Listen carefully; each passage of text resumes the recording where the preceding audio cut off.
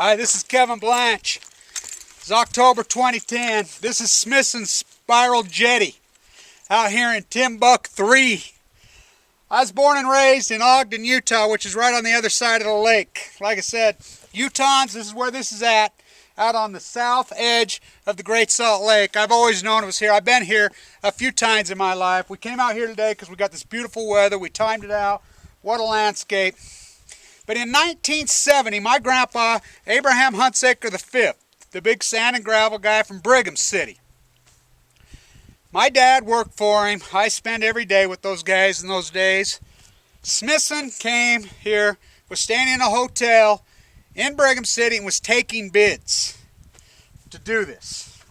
Well, anyway, my grandpa and dad knew I had an interest in art when I was a little boy. My mother was an artist, which was his daughter. So it was kind of a big deal. I remember shaking Smithson's hand when they were taking bids. Now, Busenbark, I think Whitaker, my grandpa Abe Hunsaker, those guys all bid. But anyway, I rode out here with my dad when they were doing this in 1970 and building this thing.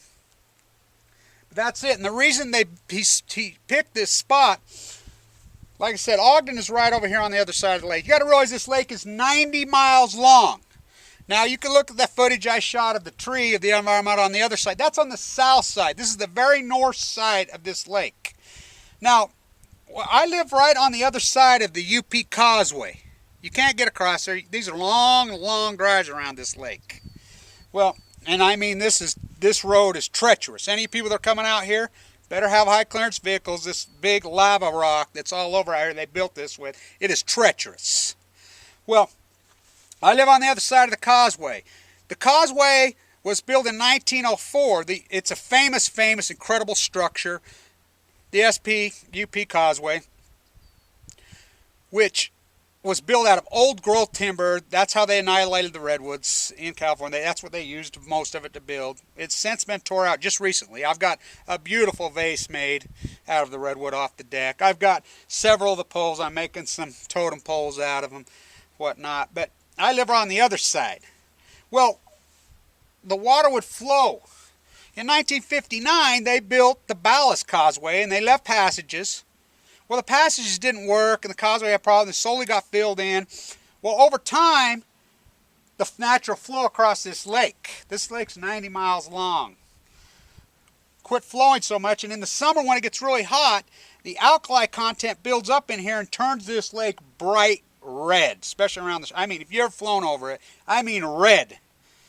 And Smithson saw that. And so this red contrast, you can see little edges of the red, but I mean, it goes red.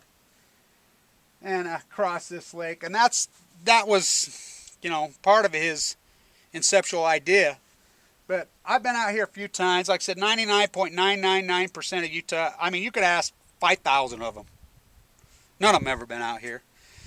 It's something else. Now, right up the road is right where the UP and the SP, the Golden Spike, right up here, about 10-15 miles. So if you people are traveling, go there first. You drive all the way out, fork off Brigham City, you go through the Korean, just keep on going to that road till you get to Thiokol. There's signs that tell you Golden Spike. There's a building, there's a museum. Nobody even goes to that. Nobody goes to it. Go to that. Just keep following the road. There's a couple little things. It's all dirt road for about 10-15, and this road is treacherous, big time treacherous. You need a vehicle to get out here. The last 3 or 4 miles gets really bad. You can stop and walk, and make sure it's not raining. Like I said, it's a pretty good gravel road for about the first 6 miles, but then it gets bad. It gets really nasty.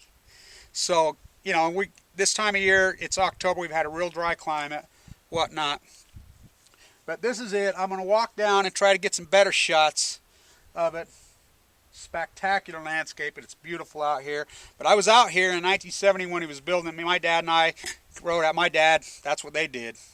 Now, I can't recall if Abe and my dad actually did some of the work. I know Busenbark did some, and they could have. I can't remember. I remember the bids going out, and I remember shaking Smithson's hand because it was a big deal.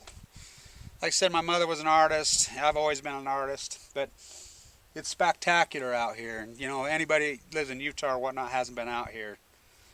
What a piece of art. It is the landscape out here. You see why he picked it. But we're headed down there. Kevin Blanch, October 2010.